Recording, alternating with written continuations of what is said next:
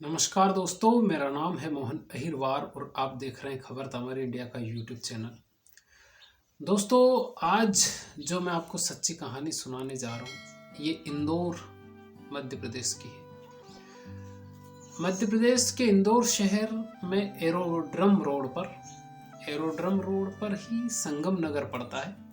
संगम नगर में जो कपड़े काटे जाते हैं, अब उनकी जो कतरन बचती है वो कचरे में डाल देते हैं जो लोग, जो भी जैसे क्योंकि इंदौर में बड़े बड़े मॉल भी है और बहुत सारे ऐसे दर्जी भी बोल सकते हैं जो कि कपड़े सिलने के बाद में जो कपड़े बचते हैं, जो कतरन होती है वो कतरन कचरे में फेंक देते हैं। तो उन्हीं कतरन के बीच में एक बॉडी मिलती है और बॉडी की जो सूचना है वो वहीं के एरोड्रम जो संगम नगर है, संगम नगर में जो रहने वाले, जो आसपास जो रहने वाले ग्रामीण हैं, ग्रामीण नहीं बोल सकते क्योंकि एरोड्रम एक रिच एरिया है इंदौर का। तो वहीं पर एक लाश मिलती है और उस लाश के पास जब पुलिस जाती है तो पुलिस देखती है कि एक बोरे में एक व्यक्ति की लाश पड़ी हुई है। जब उस बोरे को खोला जाता है तो उस व्यक्ति के जो हाथ और पैर होते हैं वो बंधे हुए रहते हैं। उसके बाद में उस बोरे में रखा गया होगा उसको। जब उस लाश को देखा जाता है आसपास के एरिया में, जब वहाँ के लोगों को बुलाया जाता है कि भाई किसकी है ये, कहीं बाहर की है कि यहीं की है, तो वो वहीं की लग रही थी, जो एरोड्रम रोड है वहीं पे संगम नगर के आसपास की। जब लोगों को पता चलता है तो जिस व्यक्ति की ये लाश थी, जिसकी बॉडी थी, उसी व्यक्ति का भाई आता है और वो ये कहता है कि उसके भाई की ये लाश है और इसका नाम देवेंद्र अग्रवाल है।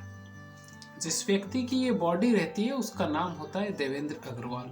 देवेंद्र अग्रवाल का जो भाई होता है वो शिनाख्त करता है कि ये उसी का भाई है और वो शक भी जताता है कि ये जो बॉडी जो हत्या की है ये देवेंद्र की पत्नी और देवेंद्र के भांजे ने की है। जब उस लाश का पोस्टमार्टम किया जाता है तो पता चलता है कि उसकी जो हत्या है वो गला दबाकर की गई। पहले हत्या कर दी गई, बाद में उसको बोरे में भरा गया, उसके बाद में उसके हाथ पैर बांधे और उसको फेंका गया। लेकिन जब देवेंद्र का जो भांजा है विक्की, देवेंद्र का भांजा विक्की और उसकी पत्नी, देवेंद्र की पत्नी नेहा नाम बहुत पॉपुलर नाम है नेहा, और बहुत स्वीट नाम है ये। लेकिन नेहा नाम जो कई लड़कियों के जो रिपोर्ट आती है बहुत डेंजरस होती है, ये उन्हीं में से एक नेहा हो सकती है। तो नेहा अग्रवाल और विक्की, जो उनका जो भांजा था देवेंद्र अग्रवाल का, उनको जब पकड़ा जाता है तो वो फिर इस पूरी जो कहानी है इसको बताते हैं। फिलहाल शुरुआत में तो वो आनाकानी करते हैं, मना करते हैं कि नहीं, उन्होंने ये कत्ल नहीं किया है, क्योंकि जो कत्ल हुआ था वो 14 सितंबर से पहले हुआ था और कत्ल का खुलासा हुआ 14 सितंबर के दिन। आज तारीख है 19 सितंबर, तो यानी कि आज से 5 दिन पहले उसका खुलासा हुआ था। जब नेहा अग्रवाल और विक्की, जो उनका भांजा है, उससे जब पूछताछ होती है तो पहले तो ये इनका जो जुर्म होता है वो कबूल कर लेते हैं और ये कहते हैं कि देवेंद्र अग्रवाल की जो हत्या है वो इन्हीं दोनों ने मिलकर की है। क्यों की है? जब पुलिस इस क्यों का जवाब जानना चाहती है तो नेहा फिर एक कहानी सुनाती है। नेहा कहती है कि उसका शादी हुई, उसके बाद में ही दोनों की बनती नहीं थी। वैसे दोनों के दो बच्चे थे, देवेंद्र अग्रवाल और नेहा अग्रवाल के। तो बच्चे होने के बाद में नेहा का जो अफेयर है उसके भांजे से हो गया था। आप सोचिए कि वो रिश्ते में मामी लगती थी, मामा की पत्नी यानी कि मामी यानी कि माँ के बराबर। और वो भांजा यानी कि बेटे के बराबर। और अगर इस लिहाज से देखे जाए तो ये हिंदू धर्म के हिसाब से अगर आप कहें तो ये माँ बेटे का ही रिश्ता होता है, क्योंकि कई जगहों पर आपने देखा होगा कि मामी भांजे को पालती है। और कई आपने अपने पौराणिक जो कथाएं हैं उनमें भी आपने सुना होगा कि मामा मामे का जो किरदार होता है बहुत बड़ा होता है, वो 2 माँओं के बराबर माँ होती है। अब जब इन दोनों के रिश्ते हो गए, अवैध संबंध बनने लग गए, तो देवेंद्र अग्रवाल को इस बारे में जब पता चला तो कई बार इनको देवेंद्र अग्रवाल ने देखा, उन परिस्थितियों में भी देखा जिन परिस्थितियों में कोई पति देखना नहीं चाहेगा किसी उसकी पत्नी को। अब भांजा नई उम्र का लड़का और ये 2 बच्चों का बाप, और मामी को पसंद आ गया भांजा। ऐसे में रोड़ा बन रहा था देवेंद्र अग्रवाल बीच में ही।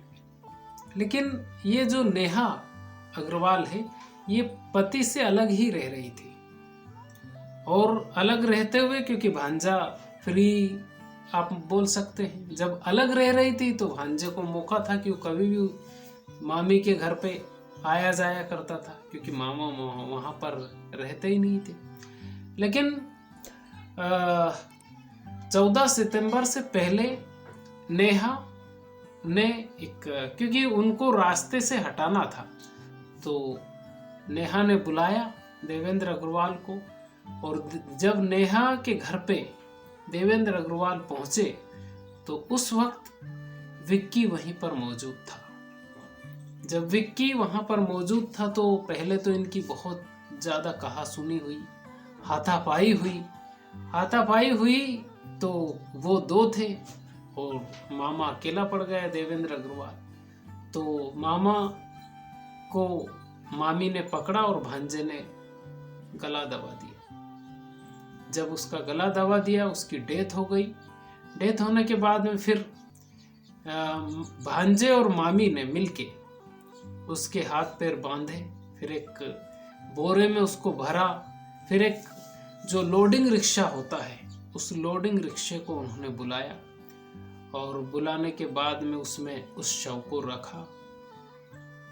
शव को रखने के बाद में फिर वो संगम नगर का जो कासलीवाल का खेत है, जहाँ पर उसी रोड पर ही पड़ता है, तो कासलीवाल के खेत में जाके इन्होंने, जहाँ पर वो कपड़े का कतरन पड़ा हुआ था, वहाँ पर जाके उस शव को फेंक दिया और दोनों फिर अपने अपने घर पे चले गए, या फिर मामी के घर पे, क्योंकि मामी और भांजे तो एक ही जगह पर रहे थे, दोनों में रिश्ते थे, रिश्ते भी अवैध रिश्ते थे।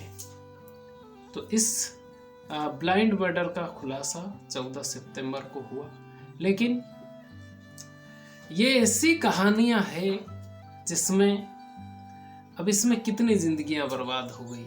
मामा चले गए, मामी के 2 बच्चे रह गए, भांजा भी जेल में, यानी दोनों को जेल भेज दिया गया। लेकिन जो वो 2 बच्चे बचे उनकी जिंदगी खराब हो गई, उनका फ्यूचर खराब हो गया। सिर्फ एक जो मन की जो इच्छा होती है, उस माँ ने उस तड़प को कंट्रोल में नहीं किया। वैसे कंट्रोल में क्या, उसका पति था, वो जब चाहे तब उसके साथ में रह सकती थी। लेकिन चाहे पुरुष हो या स्त्री हो, उनका मन भरता ही नहीं है। कोई अच्छा देखा, और बहुत डेंजरस स्टोरियां हैं ये। जैसे कल शम्स ताहिर खान साहब ने एक स्टोरी सुनाई जिसमें बिहार के 1979 के में एक कांड हुआ वहाँ पर, और वो एक IAS ऑफिसर थे जिनका नाम था नागा स्वामी नागमणि। उनकी स्टोरी उन्होंने सुनाई।